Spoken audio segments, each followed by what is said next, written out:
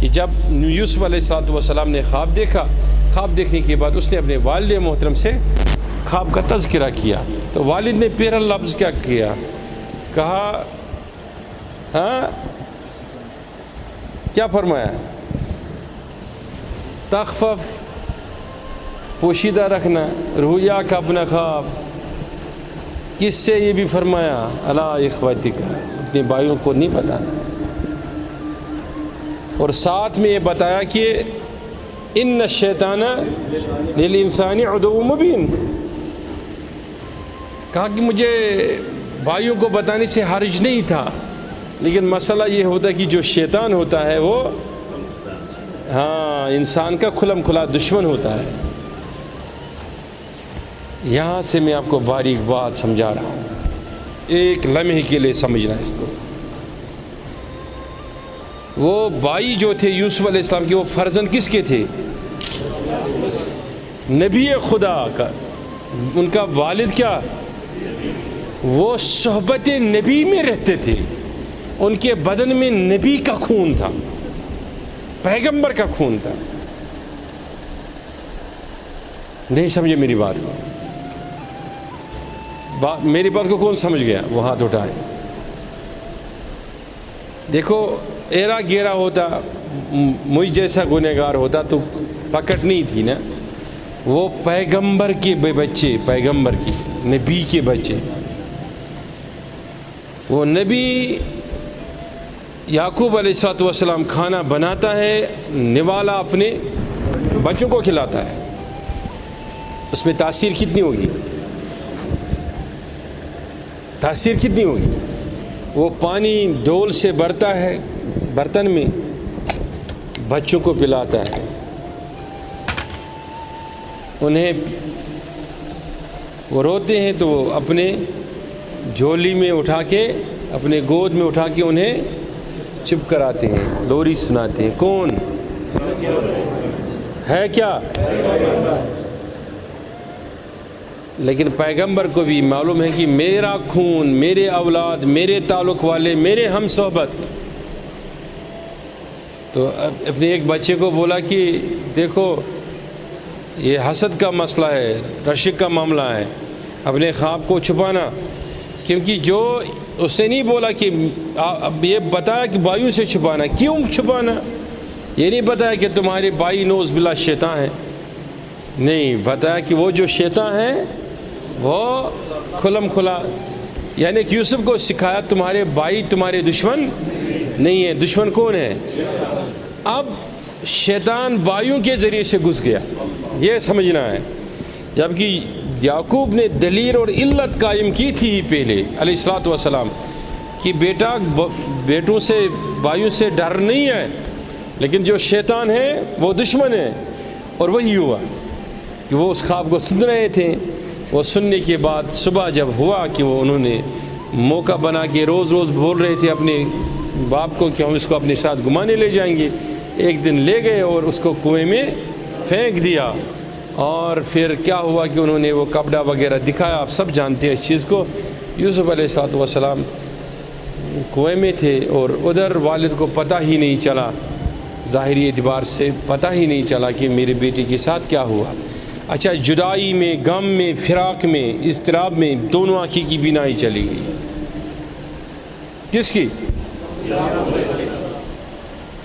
میں آپ کو یہ قصہ اس لیے سنا رہا ہوں، یہ قرآن نے بتایا، میں آپ کو اس لیے نہیں سنا رہا ہوں تاکہ آپ اس سے وہ جذبہ اور جنون پیدا کریں کہ آپ یہ سمجھ لیں کہ ہم نے اس دنیا میں جینا ہے، نہیں، میں آپ کو اس لیے سنا رہا ہوں کہ تاکہ اس دنیا کو چھوڑ کر ہم نے کسی اور دنیا میں جینا ہے۔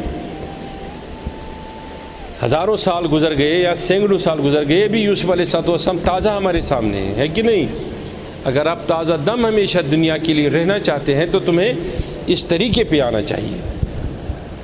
طالب وہ نہیں ہے میرا کہ وہ کہے گا کہ میں نے بڑا تعویذ سیکھا پیر سے لکھنے کے لیے اور میرا دم اب اثر کرنے لگا، وہ طالب نہیں ہے، ٹھیک ہے؟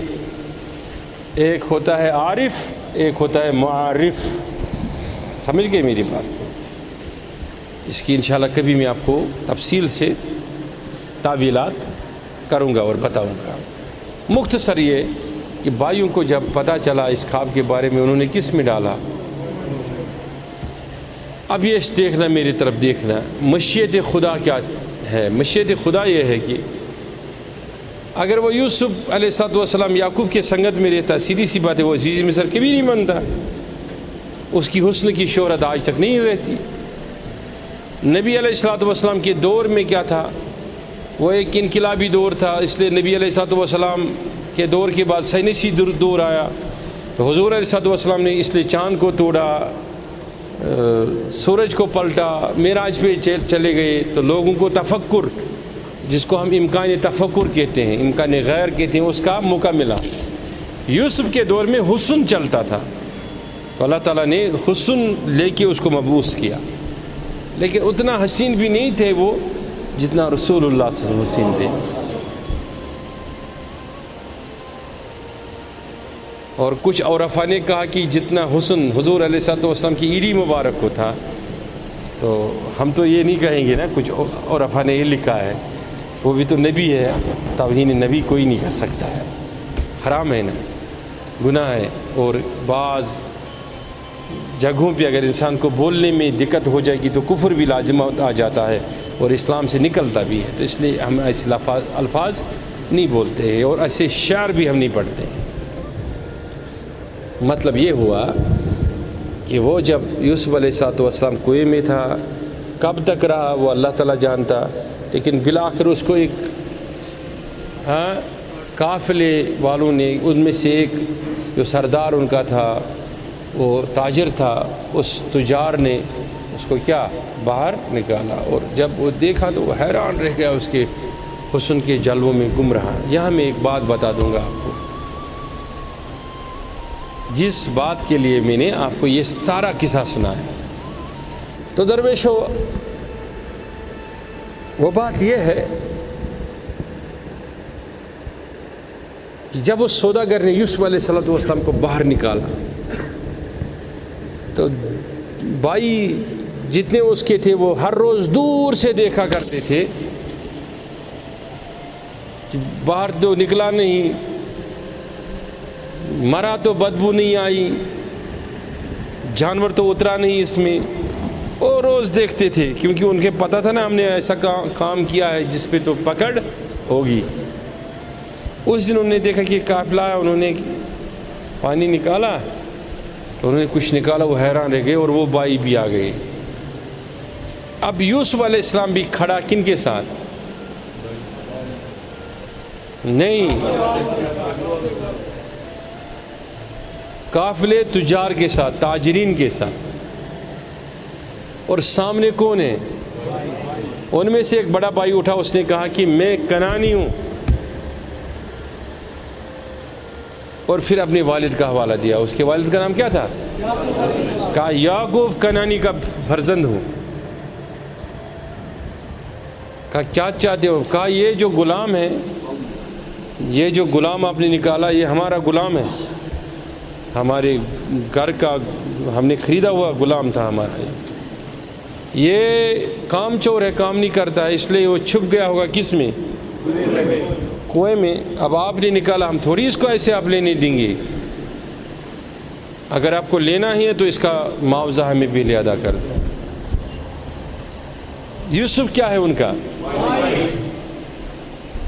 تصوف بولتے کس کو ہے؟ وہ بھائی ہے، اور وہ جب بول رہے ہیں نا وہ بڑے بھائی اس کے کہ یہ ہمارا غلام ہے، تو اب وہ تاجر اس کو لے نہیں سکتا، اصول ہے، کیونکہ کوئی آ گیا نا اس کا مالک. تو اس نے یوسف کی طرف اشارہ کیا، کہا کہ یہ جو بول رہے ہیں سچ ہے. تو اب یوسف پہ بات تھی نا، ہم ہوتے تو ہم کہتے کہ انہوں نے مجھے پھینکا، میرے والد کو خبر دو، ان کو مار دو، ان کو وہ کرو، ان کو یہ کرو. لیکن جو صالحین ہوتے ہیں وہ راغب برغبت ہوتے ہیں اللہ تعالیٰ کی تقدیر پر.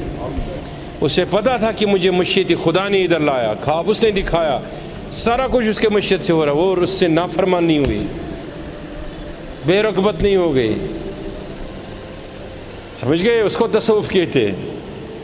تو اس سے یوسف سے جب پوچھا کہ یہ کیا بتا رہے ہیں، یہ سچ ہے؟ یوسف علیہ السلام نے کہا ہاں سچ ہے، میں ان کا غلام ہوں اور چھوٹا غلام ہوں. یہ جو معاوضہ مانگ رہے ہیں ان کو دے دو، میں آپ کا غلام ہو گیا۔ ایک شکوہ بھی زبان پہ نہ لایا، اتنا بھی نہ کہا کہ تم ظالموں نے مجھے وہاں پھینک دیا۔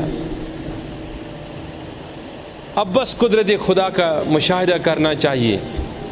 دنیا میں ہر کسی کے ساتھ ایسا ہی ہوتا ہے، جو آپ آج بو گے وہ کل کاٹو گے، جیسا آپ آج کرو گے وہ ویسا کل تمہیں کاٹنا ہے۔ تو وہ یوسف یوں مسکراتا رہا، ان کو کچھ نہیں کہا، وہ غلام کے ساتھ، وہ تاجر کے ساتھ چلا گیا، انہوں نے پیسے لے لیے۔ گھر پہنچ کے بھائیوں نے کہا اپنے باپ سے کہ ہم کچھ کما کے لیے آئے ہیں تیرے لیے، یہ نہیں کہا کہ یہ یوسف کے بدلے میں ہے۔ پھر مشیت دیکھو خدا کی، وہ یوسف کو لے کے آئے کہاں؟ مصر میں، اور غلاموں کے بازار میں اس کو بھی رکھا، کس لیے؟ بیچنے کے لیے۔ لیکن خدا کی قدرت دیکھو کہ یوسف کی مسکراہٹ اور یوسف کے حسن کے ایسے چرچے ہو گئے کہ وہ جو تاجر تھا اس نے بولی لگانی شروع کر دی، وہ اتنی بولی لگا گیا کہ کسی کے پاس خریدنے کی طاقت ہی نہیں تھی۔ بعد میں بادشاہ کو آنا پڑا، تو اس نے کس کو خریدا؟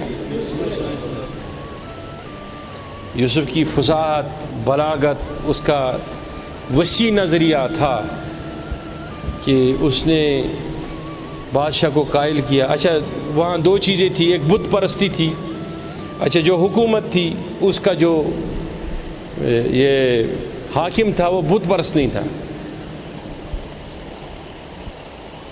تو وہ یوسف علیہ السلام نے دھیرے دھیرے شرکیات کو، کفریات کو اور بت پرستوں کے خلاف پہلے بادشاہ کو قائل کیا، پھر دھیرے دھیرے یوسف علیہ السلام۔ اچھا اب بات سننا، اب اس بادشاہ کے ہاں ایک کتاب تھی جو پیغمبروں نے لکھی تھی مصر اور پورے دنیا کے فائدے کے لیے۔ وہ بادشاہ کا مزاج تھا، وہ ہر روز ایک ایک سبق اس سے سنتا تھا۔ اب یوسف نے سنانا شروع کر دیا۔ اب اس نے کہا کہ اس میں لکھا ہے کہ ایک کنعانی بچہ آئے گا، وہ ایسا کچھ مصر کو کرے گا کہ سارا مصر راغب بھی ہوگا اور وہ مصر کے تخت تک آئے گا۔ تو وہ بادشاہ سمجھ گیا وہ اسی بچے کے بارے میں بات ہو رہی ہے، یہ لکھا ہوا تھا، اب سمجھنا ہے یہ لکھا ہوا کیوں غالب آ جاتا ہے۔ دھیرے دھیرے کر کے وہ جب اس حد تک پہنچے کہ یوسف علیہ السلام چلتے رہے، عظمتیں بڑھتی رہی، شہرتیں ہوتی رہی، کہ بالآخر ایک دن یوسف علیہ السلام کو وہ چیز بھی دیکھنا پڑا کہ جو بادشاہ کی اہلیہ تھی وہ یوسف پہ عاشق ہو گئی علیہ السلام۔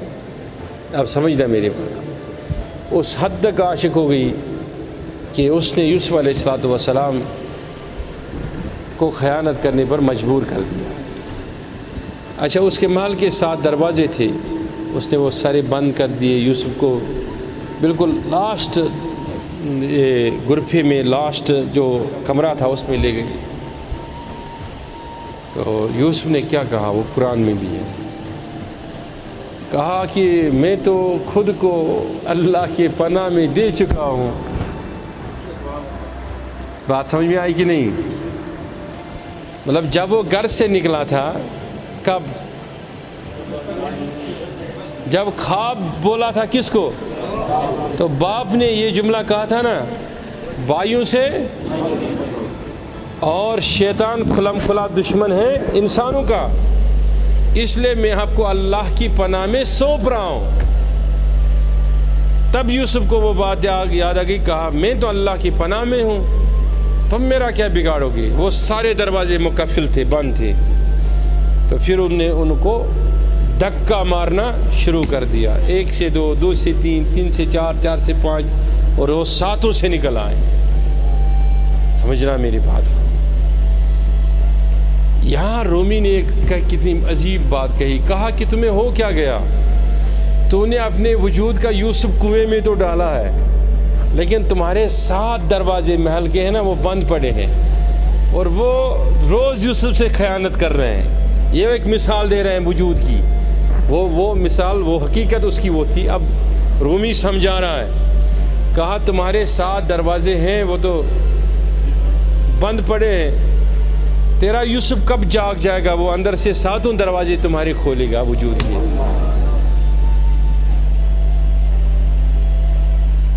اب اس کو تصوف کی بولی کہتے ہیں، اور بولی بولنے والے کیا بات سمجھا رہے ہیں ہمیں۔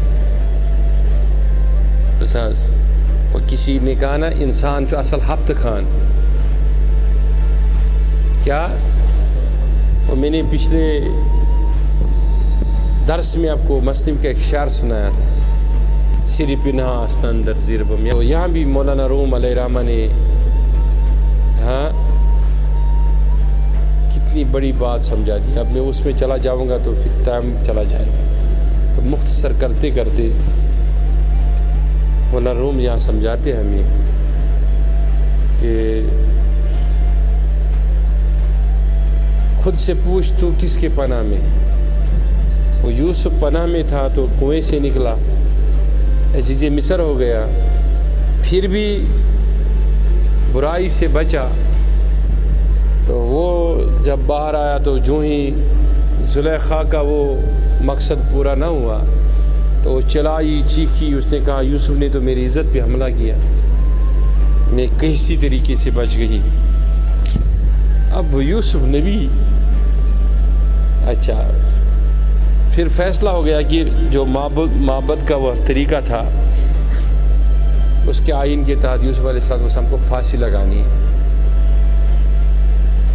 تو یوسف علیہ السلام سے جب پوچھا گیا کہ اپنے حق میں کیا کہہ رہے ہو، تو یہاں یوسف علیہ السلام نے معجزہ ظاہر کر دیا، تب تک نہیں کیا۔ کیوں معجزہ ظاہر کیا؟ کیونکہ یہ بات آ رہی تھی اللہ کے پناہ پہ، اگر اس کو پھانسی لگ جاتی تو سوال پیدا ہوتا تھا کس پہ؟ اللہ کی پناہ پہ، نعوذ باللہ من ذالک، خدا کی طاقت پہ سوال ہوتا تھا۔ تو تب یوسف علیہ السلام نے کہا کہ ایک بچے سے، اس چھوٹے بچے کو ادھر لاؤ۔ چھوٹا بچہ تھا، نوزائید تھا، تو یوسف علیہ السلام نے اس کو ہاتھ میں یوں پکڑا، کہا بچہ بات کر لو اللہ کے حکم سے کہ جو تو کہے گا وہی اللہ کا فیصلہ ہوگا، وہی بھی مانوں گا۔ تو بچے نے کہا میں تو کچھ نہیں کہوں گا، میں تو تھا ہی نہیں ادھر، لیکن عقل یہ، اسے کہا بچے نے کہا عقل یہ کہتی ہے کہ بدا من قمیص، اس کی قمیص کو دیکھ لو نا کہ قمیص ادھر سے پھٹی ہے کہ ادھر سے پھٹی ہے۔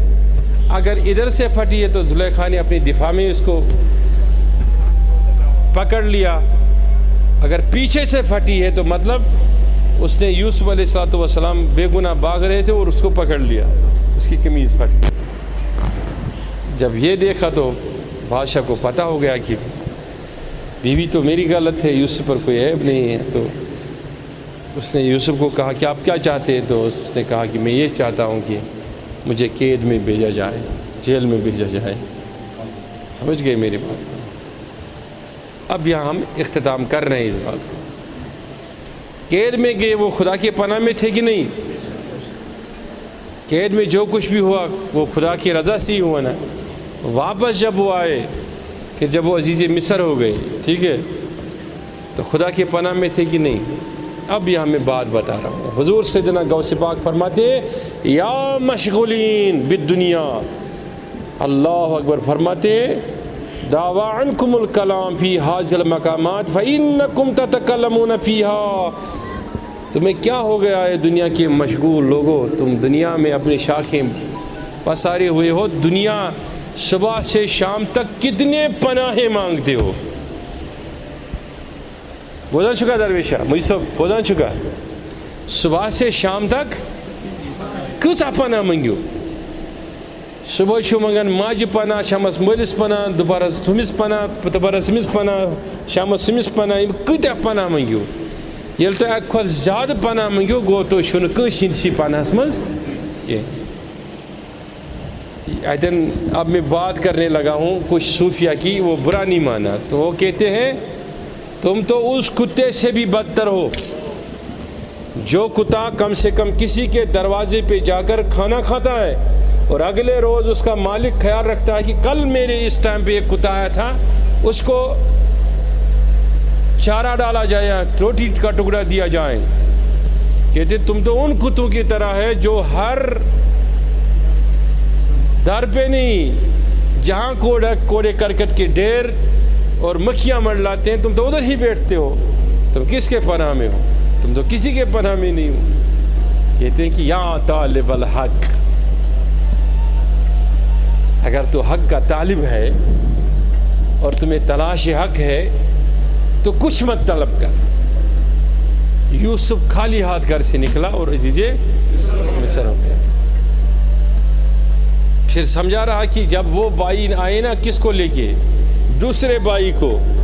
وہ بھی آئے تھے نا گلا لینے کے لیے، کیونکہ وہ بھی طریقہ دیکھو پیغمبر کا. پیغمبر کے پاس حکمت ہوتی ہے. جب مصر میں قحط پڑا نا، خواب دیکھا نا عزیز مصر نے، اس نے بادشاہ نے خواب دیکھا، خواب کی تعبیر کاہنوں سے بتائی، انہوں نے غلط بتایا، پھر یوسف نے بتائی تو وہ جیل میں تھا، جیل سے منگوایا ان کو. پھر وہ جب تعبیر بتائی گئی نا اس کی، تو اس نے کہا کہ پھر کیا کرنا ہے؟ اس نے کہا کہ اب گلے کو آپ جمع کر دو. تو کہا گلے کی عمر جو ہے وہ 2-3 سال رہتی ہے. اس نے کہا 8 سال کیسے رہے گی؟ کہا کہ میرے پاس حکمت کا ایک طریقہ ہے کہ آپ کا گندم خراب نہیں ہو سکتا ہے. باقی جو معبودان باطلہ نے خریدا تھا نا گندم، وہ سارا کچھ خراب ہو گیا، لیکن اس کا یوسف کا خراب نہیں ہوا. اب سنیے گا میری بات کو. پھر جب وہ بھائی واپس آئے کس کے پاس؟ وہ بنیامین کو لے کے آئے. بنیامین کو اس نے ادھر ہی قید کیا. اچھا، پھر انہوں نے اس کو کہا نا کہ یہ دوبارہ آئے، تیسرے بار آئے کہ ہمارے باپ کی علامت ہے. تو یوسف علیہ السلام نے وہ کرتا کس کے پاس تھا؟ یوسف کے پاس تھا. جو قمیص کس کی تھی؟